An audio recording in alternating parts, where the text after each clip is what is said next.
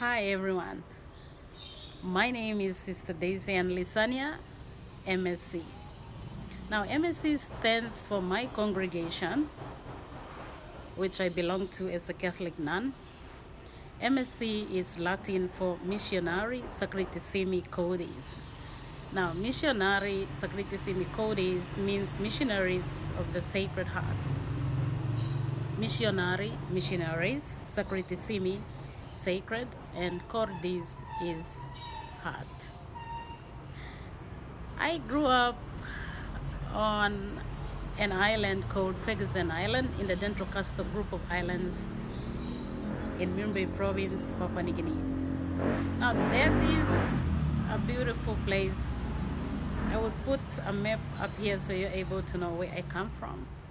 I grew up literally near the sea, enjoying a fish, shells from the sea, and swimming a lot. So I know how to swim a lot. Now, today I would like to tell you about how I got my vocation. Growing up in my village, I saw missionaries, especially from Australia, the missionaries of the Sacred Heart, priests and nuns from Australia as well. Now, what got my attention is the happiness they radiated on their faces doing their work as nurses, teachers, and social workers, or pastoral workers, we call them. And I was so touched by their life that I was able to feel in my heart inspired by their way of life. Anyway, I kept it from my mom until I went on to high school. Now, walking to school from my village would take us 5 hours. 2 hours, 30 minutes to the school, the mission station, which is called Oyao Community School, Budoya. Now it's Our Lady of the Sacred Heart Primary School, Budoya. So we walked 2 hours, 30 minutes from our village to the school, the mission station, and then in the afternoon we walked back 2 hours, 30 minutes, making it 5 hours. Now on the way we would be really hungry, and we ate coconuts on the way, dry coconuts actually. And when people were able to be kind to us, they gave us food on the way, or fruits to eat. And well, we did not worry about that because we enjoyed traveling or walking with our friends to school.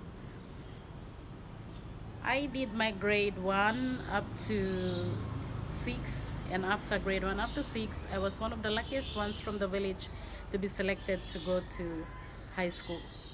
Now, the high school is in town, and we have to get a dinghy or a boat, which took us almost 5 hours to get to town, which is Alotau, in the capital of Murray province. So it was in 1992 that I was able to go to high school. From 1992 to 1995, I did my high school, and I was really inspired by the nuns. Of course, the Orsh, or Our Lady of the Sacred Heart sisters, were there, and together with the MSC fathers. So I literally was inspired by their way of life as a little child, and then going into high school they were also there. So I kept on looking at them, and I really wanted to be like them. Inside my heart I decided really to be like them. Anyway, after my grade 10, I was also one of the luckiest ones to get selected by the government for a scholarship in New Zealand. Now at that time I was writing to the vocation directress, and she accepted me to enter the following year. So imagine I have to make a decision whether to go after this scholarship, which is a lifetime dream that every young girl should have. And I never told my mom that I wanted to become a nun, and my mom was so happy when she received the envelope, which was sent to the parish at home. And my parish priest opened the envelope, and he was really happy for me. And my mom was as well so happy. You know, she was thinking, I'm the firstborn, I would be able to go and get a job, get an education, get a job, and help alleviate some of the hardships that we were going through. Of course, I come from a single mother who raised seven of us, and it was not easy growing up. I saw my mom work as a man and a woman. She built our house by herself. She was able to put a roof or fix the roof while we were sleeping and the rain was dropping through our house. And she worked very hard, but one thing which I admired about my mom was we never were hungry. We always had food and even surplus of it, and we were able to share with our neighbors and those who were less fortunate, those who had fathers with them or who had men with in their family.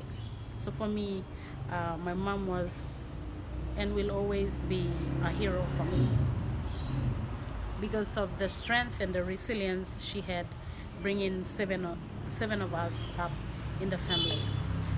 I'm the firstborn, and in our culture, our mom or women hold a lot of power. For example, they own the land, um, as well as property. If we had plantations or plantations of cocoa or coconut, the woman actually has a say in everything.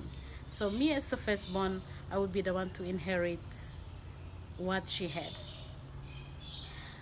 By the way, going back to my offer or scholarship to New Zealand, I had a scholarship for 2 years to study in New Zealand. But at that time, I had to make a decision to whether go to New Zealand or go after my heart's desire to become a nun.